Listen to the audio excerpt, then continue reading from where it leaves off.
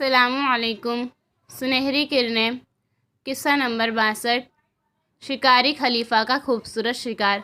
عبداللہ نمیری کا بیان ہے، میں ایک روز خلیفہ مامون کے پاس کوفہ میں تھا۔ اس نے ایک فوجی دستہ اپنے ساتھ لیا اور شکار کھیلنے کے لیے روانہ ہو گیا۔ ابھی وہ منزل کی طرف بڑھ ہی رہا تھا کہ ایک شکار نظر آیا۔ اس نے اپنے گھوڑے کی لگام ڈھیلی چھوڑ دی اور اسے شکار کے پیچھے لگا دیا۔ شکار اپنی جان بچانے کے لیے پوری طاقت لگا کر بھاگ رہا تھا اور خلیفہ مامون کا گھوڑا بھی پوری سبق خرامی کے ساتھ اس کا پیچھا کر رہا تھا۔ خلیفہ کا گھوڑا تمام ہمراہیوں کے گھوڑوں کے آگے آگے تھا۔ وہ شکار کے تعاقب میں لمبی لمبی چھلانگیں لگاتے ہوئے دریائے فرات کے کنارے پہنچ گیا، مگر شکار ہاتھ نہ آ سکا۔ اتفاق سے دریا کے کنارے ایک اعرابی لڑکی نظر آئی جو قد و قامت میں مناسب اور خوبصورت تھی۔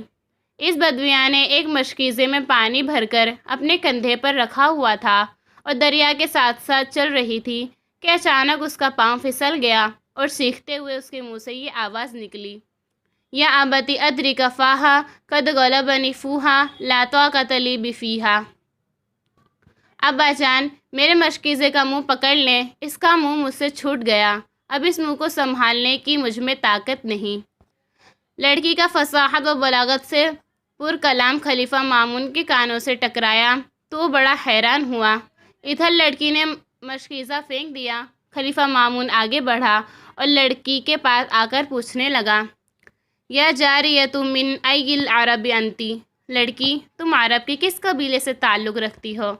انا من قوم کرام غیر لئام یکرون السیف ویضربون بالسیف۔ میں بنو کلاب کے اس قبیلے سے تعلق رکھتی ہوں جس کے لوگ بڑے شریف اور باعزت ہوتے ہیں، مہمان نوازی ان کا شیوا ہے اور مخالفین کے لیے ننگی تلوار روپ دھارنا ان کی شان۔ پھر وہ کہنے لگی: جوان، آپ کا تعلق کس قبیلے سے ہے؟ خلیفہ مامون: کیا تم عربوں کے حسب و نسب کا علم رکھتی ہو؟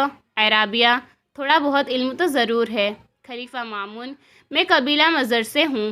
اعرابیہ: مضر کی کون سی شاخ؟ خلیفہ مامون: مضر کا وہ خاندان جس کا نسب عالی شان اور جس کی عظمت نرالی، ماں باپ دونوں کی طرف سے شرافت و نجابت کا مرکع، جس کے رعب و دبدبہ سے مضر کے تمام ہی قبائل خوف زدہ رہتے ہیں اور جس کی عظمت شان کے سب معترف ہیں۔ اعرابیہ: میں سمجھتی ہوں آپ کا تعلق خاندان بنو کنانہ سے ہے۔ خلیفہ مامون: تم نے درست سمجھا۔ اعرابیہ: کنانہ کی کون سے قبیلے سے تعلق رکھتے ہو؟ خلیفہ مامون: اس قبیلے سے جس کی اولاد باعزت ہوا کرتی ہے، جو واقعی شریف النفس ہے، خیرات و صدقات جس کی شان ہے اور جس کا رعب و دبدبہ کنانہ کے تمام قبائل پر حاوی ہے۔ اعرابیہ: ہاں، گویا آپ کا تعلق قریش سے ہے۔ خلیفہ مامون: تم نے بالکل درست سمجھا۔ اعرابیہ: قریش کا کون سا خاندان؟ خلیفہ مامون: جس کا ذکر جمیل چہار دانگ عالم میں ہے، جس کے فخر و عظمت کی کوئی مثال نہیں اور جس کا خوف قریش کے سارے قبائل پر مسلط رہتا ہے۔ اعرابیہ: اللہ کی قسم، آپ قبیلہ بنو ہاشم سے ہیں۔ خلیفہ مامون: بالکل ٹھیک۔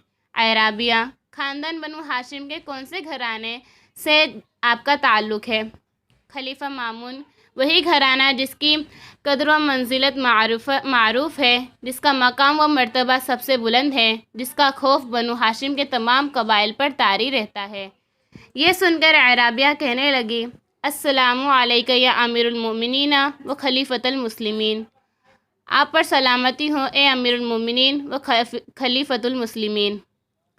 عربی لڑکی کی ذہانت و فطانت اور انصاف کے علم پر اس کی کامل دسترس کو دیکھ کر خلیفہ مامون نہایت متاثر ہوا اور اس کی باتوں سے بہت محظوظ ہوا کہ دیہات میں اس قسم کی لڑکیاں بھی ہوتی ہیں جو اتنی سمجھدار ہیں۔ کہنے لگا: واللہ لا تزوجن بہذه الجاریۃ لانھا من اکبر الغنائم۔ اللہ کی قسم، میں اس لڑکی سے ضرور شادی کروں گا کیونکہ یہ بہت بڑا تحفہ ہے۔ خلیفہ وہیں رک کر اپنے ساتھیوں کا انتظار کرنے لگا۔ اتنے میں اس کے فوجی بھی وہاں پہنچ گئے۔ پھر خلیفہ مامون نے اس لڑکی کے والدین کو پیغام نکاح دیا۔ انہوں نے خوشی خوشی بیٹی دینا قبول کر لیا۔